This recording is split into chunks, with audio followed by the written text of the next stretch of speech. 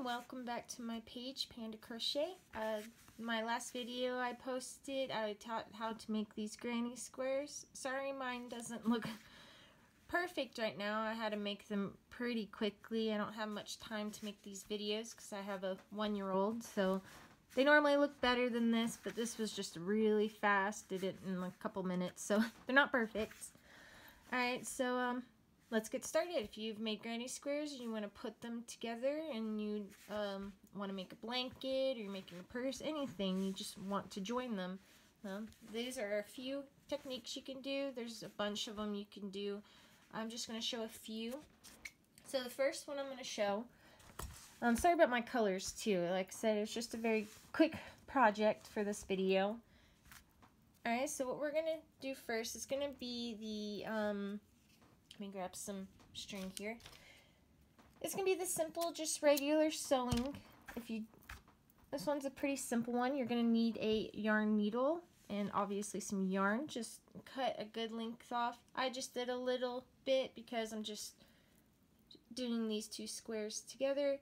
If you're making a blanket, the best way to do it is by rows. So attach this row and put the granny square here, and then go as long as you want to make it, and then do your second row, and then once you have all your rows, then do them across all together.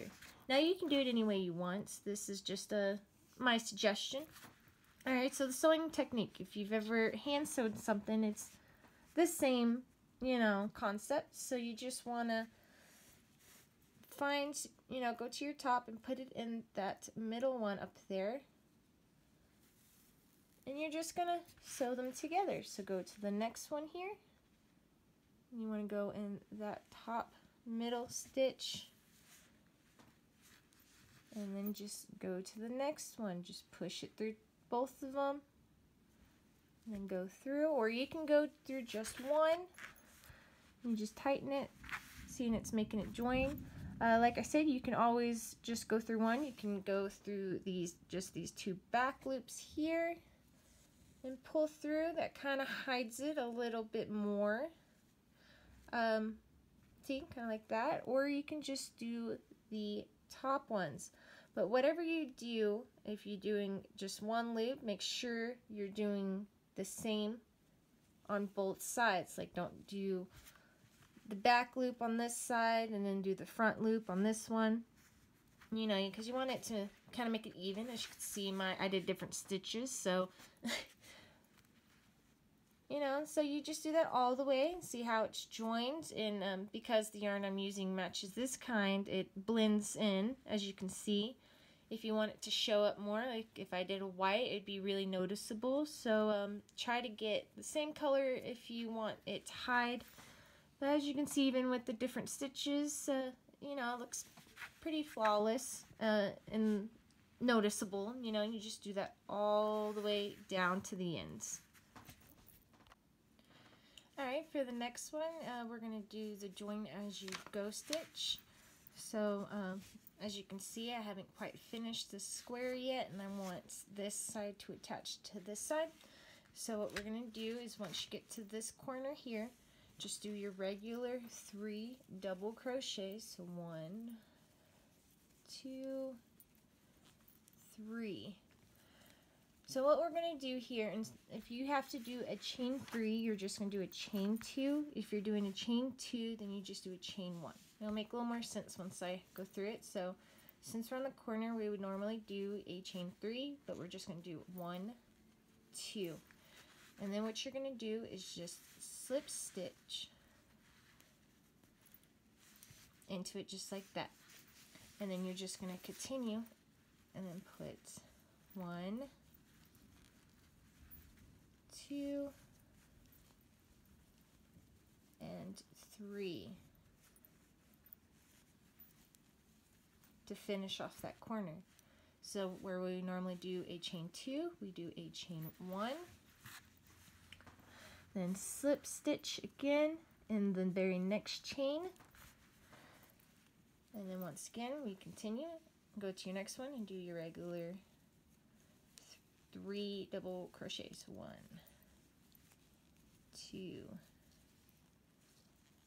3, see, as you can see, you're slip stitching it together. So let's keep going. So do a chain 1, slip stitch, and a regular 3 double crochets. So around the corner again, so what we would normally do a chain 3, we just do a chain 2. You got to think of it as a slip stitch, counting as that extra chain, and then just slip stitch, slip stitch it in there, and then finish off that corner. So 1, 2, 3. And then just do your regular chain 2 because we're not joining it anymore. Remember to go to that top stitch that's in between your first 2 stitches. Go through both and just do a slip stitch. Just like that.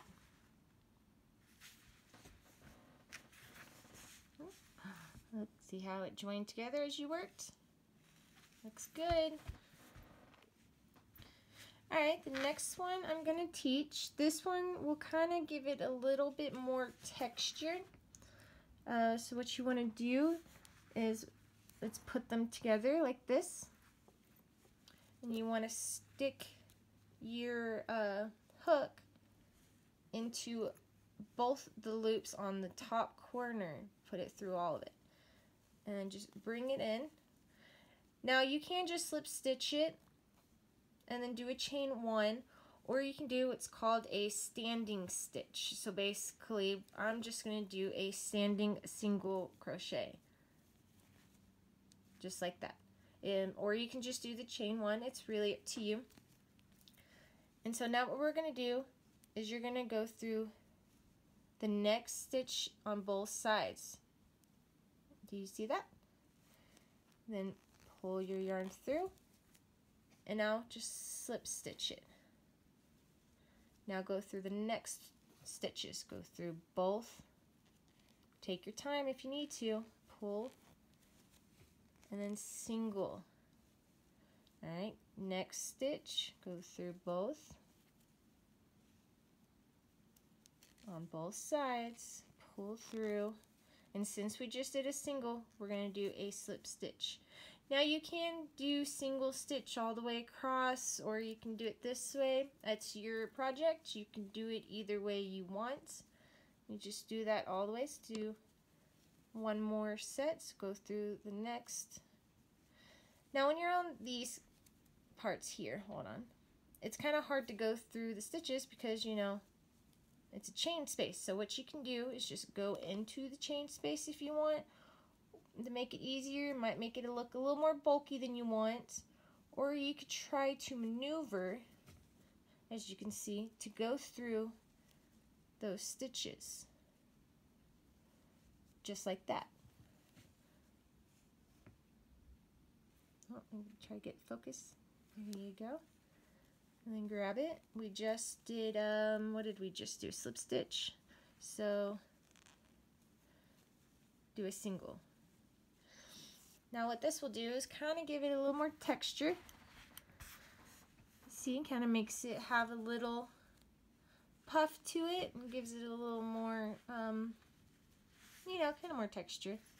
I kind of like this look a little bit. Makes it a little bulky. You can always just do basically the same way, but maybe you want to do puff stitches. You know, it doesn't matter. It's your project. If you do it however you like it. So, yeah.